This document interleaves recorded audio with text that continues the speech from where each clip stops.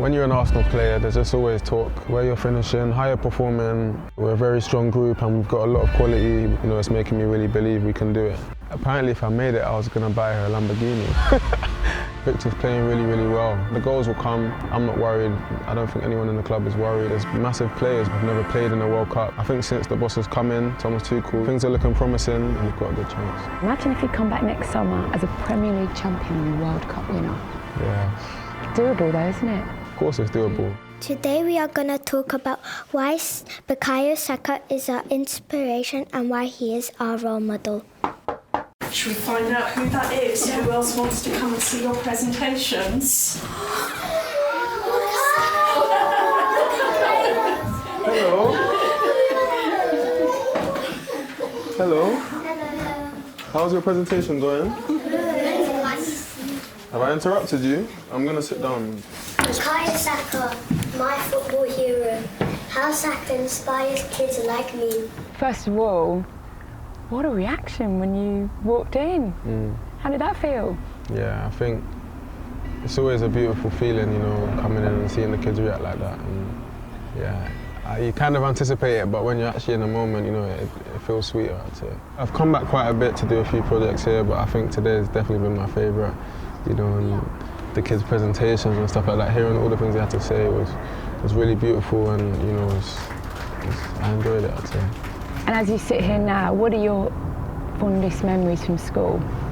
Fondest memories from school, I'd probably say was making history, because my team and my brother's team was the first teams to win a trophy here. So we made history and they retired my shirt as well. I think I had a number 10, I'm right. I had a number 10, they retired it, so no one ever wearing that again. A couple of teachers still here. Yeah, there's a few. Today's the most I've seen of all my teachers. I've come a few times, I've missed a lot of them, but they all came today, so that was nice. And your Year 6 teacher who was here today, you made her a promise, didn't you? Apparently so. Apparently if I made it, I was going to buy her a Lamborghini, but I don't remember that. You clearly thought that you would make it, even Yeah, as a 6-year-old. I believed in myself, so it's nice that I'm here today, but I'm not sure about the Lamborghini. And coming back as all of these kids' idols, somebody they look up to, does that feel strange? Yeah, it didn't feel strange, which is nice, but yeah, I just felt, I felt it was quite warm, you know, and it was really nice, it was really beautiful, you know, all the things they were saying about me, so I enjoyed it. I think everyone would enjoy it if people were saying things like that. What was it like to meet Bukayo? It was the best day for me. It was amazing to see Bukayo Saka because he's like my favourite player. We are incredibly proud of Bukayo and the success that he's had, not only in terms of his football skills, but also in the way that he does so much to support charities. You never believe somebody of that stature can come from round the corner from you or went to school where you went to school. So that will always instill belief for anybody who wants to follow in his footsteps. An amazing thing, you're sitting in your school playgrounds, playing for England and booking a place at a World Cup. Yeah. I mean, that's your life. I know, it sounds crazy, but that is my life, and yeah, everything is all a blessing. I don't take anything for granted, and I'm always grateful to God, you know, to be in the position that I'm in. You can't ever take for granted, can you, that you're going to go to a World Cup? I mean, some people go their whole careers and don't get to experience that, and you're there again. Yeah, 100%. I feel like it's kind of overlooked in this country. Of course, due to the talent that we have, it's kind of expected. So it's not really made a big deal or a big thing, but, you know, like you just said, there's massive players, big players in the history of the game that, you know, have never played in a World Cup. So it's amazing that we're going back there, and, you know, hopefully I get the chance to play in my second World Cup, and, you know, I can go further than I did in the last one, you know. Yeah. It's a special group. We've talked about, I mean, I grew up with the golden generation, but there's something pretty magical about this set of players, isn't there? Yeah, I believe so. Yeah, I believe in this group. I think since the boss has come in, Thomas Tuchel, you know, in the World Cup qualifiers, we've won all 6 games. We haven't conceded a single goal. So, you know, things are looking promising. We just need to keep going from strength to strength. We have 2 more camps before the World Cup, and obviously we've already qualified, but you know, it's not the time to take the foot off the gas, definitely not. What's he like? Because you've obviously experienced him as kind of Chelsea manager, and now you're up close with him. Yeah. Tell us, give us a bit of an insight. What sort of coach is he? Manager is he? Yeah, I think he's a top coach. Tactical understanding, and with the people as well. He's very demanding, and yeah, he knows how to get the best out of the players, I would say. Yeah. And there's that, I guess, not fear, but that sense of you having to push each other, because some big names aren't playing, and you all want to be at that World Cup. Yeah, 100%. Every player in this country that has the opportunity to and the chance to wants to be at the World Cup. And you know, he's made it an environment where, you know, he's made it open to anyone. How much do you want it? How well can you perform? So, you know, it's a competitive environment, but like I just said, I really believe it's going to get the best out of the players. And at the end of the day, we're here for the country, you know, trying to make the country win. You know, if you work as a team, especially with the talent and quality we've got, you know, we can definitely go far in this World Cup. So I think, you know, if we can do that, then we've got a good chance. Second at major championships twice. Yeah. What's the feeling? What's Thomas Tuchel said about getting over the line? What have you, of a group of players, said about becoming kind of, you know, going down to immortality and winning a World Cup next year? I think the focus has been more on qualifying first.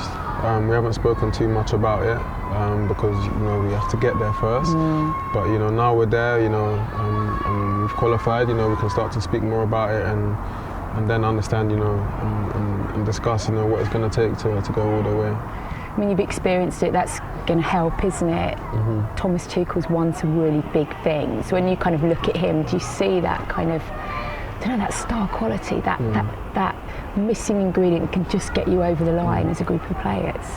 Yeah, he's shown in the past, you know, that he can win at the highest level, and he's won the biggest of trophies and competed in many finals as well. So he's definitely got the experience, and yeah, hopefully he can guide us to victory. Before then, you've probably got quite an exciting few months at Arsenal as well, haven't you? How good is it feeling right now? Does it feel different from other seasons? When you're an Arsenal player, there's just always talk, constant talk about where you're finishing, how you're performing. Sometimes, you know, I feel like it's even over-analysed. But this year I feel we're a very strong group and we've got a lot of quality. We've suffered already a lot of injuries, but, you know, the players that have come in have shown that we can all keep the level at the top, at the highest, and that's what it's going to take for us to go all the way. And I think that's where we've slipped off in a few seasons, but this season I think we've got that, and, you know, it's making me really believe we can do it. In the past, you know, those type of games, Newcastle away, we've never really got a good result, and this year we did. But also I think it's a bit early, you know, to talk about our year and the title race. I think we're still in October, you know. I feel like, you know, of course I've been in the title race the last 3 years now, finished second in all of them. So yeah, just the understanding from that, and what I've learned is that, you know, now it's not so important. It's in April, you know. That's when you need to be there, and that's where you need to try and be first place. Now it's about staying in around it, building your momentum, and then going on a run of performances, you know, things like that. I feel like it's still a bit early to talk about, you know, winning the title based off a few results that, you know, in the past haven't gone our way. That's what I'd say. When you look back on those second place finishes, what is the biggest learning? I mean, it's the Tuchel question, I guess, isn't it? The England question, what gets you over the line? What sets you apart this season? I kind of just explained that in the terms of where we fell short with injuries and, you know, I think fatigue towards the end of the season where we've dropped off a bit. I think this year with the depth, you know, that shouldn't be a problem for us. Yeah, and some of the new faces, you just said Eze's your best mate at England. How's he fitted in? He's fitted in like a glove, I would say. He's happy, he's playing, and he's playing very well as well, which is important. So yeah, I'm happy to have him at Arsenal, and yeah, having a player that wants to be here and, you know, loves the club, and he's going to give everything for this club, and like I said, that's what you need. And talk to me about Mikel Arteta, because what is it, 5 years? So he's taken you from a boy to being a man, really, hasn't he? And how's your relationship changed with him during that time? I think the relationship's always been really good with Mikel Arteta. He's always put a lot of trust in me from young and until now, which I'm always grateful for. And always believed in me as well. So there's not much more I can ask from my coach, and yeah, I'm always grateful for that. And how's he changed? Because I think he's changed in the 5 years that I've been speaking to him, from Why has he the changed? minuscule amounts that I get to speak to him. But how do you feel he's changed in that time? Yeah, I think naturally he's evolved with the different experiences he's gone through, the ups and downs, and I think he's a better coach for it. And yeah, that's what I would say. I mean, we very rarely get to see the real him, but he can make a joke, can have a bit of a laugh sometimes. Yeah, 100%. Doesn't like to give it away too much, so maybe, does it for maybe us. not to you guys. Do you like the way he pushes you as well? He's constantly pushing. Yeah. Do you like that as a person? Does it, remind you of your it's school days important. too much? No, it's important. I think sometimes there'll be days where you don't like it, but you look back at it and be grateful because you need it. If no one's pushing you, especially in the days where you feel like you want to relax or what, then it's not really going to be the best for you, I'd say. 100 goal involvements for Arsenal so far. Do you know some of the names above you? Thierry Henry. Yeah, you're in pretty amazing company, right? Yeah, it's amazing. I don't know. I feel like I'm always searching for more, but I think that is definitely a big milestone, and it's important to me as well because, of course, it's something that is important to me in having a legacy at Arsenal, and of course trying to make history there. So it's nice to have those milestones as well. And when you talk about legacy, do you talk about longevity as well? This is a project that you want to see through. Is that how you feel? Yeah, I feel like in Arsenal Football Club, I've been there since, I think I was even coming there when I was here. So I've been here for so long, and I've gone from a boy to a man here, and at the same time, I want to help win the biggest of trophies, as well, in my time at Arsenal. So yeah, that's the next steps, I'd say. Yeah, and it feels like there's a very strong brotherhood and group of players that are really building something. I guess you want to see it through.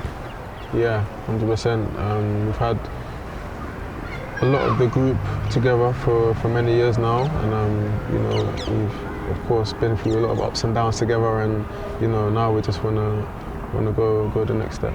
And just finally in this bit then, you are a legend when you walk back into school. Imagine if you come back next summer as a Premier League champion and a World Cup winner.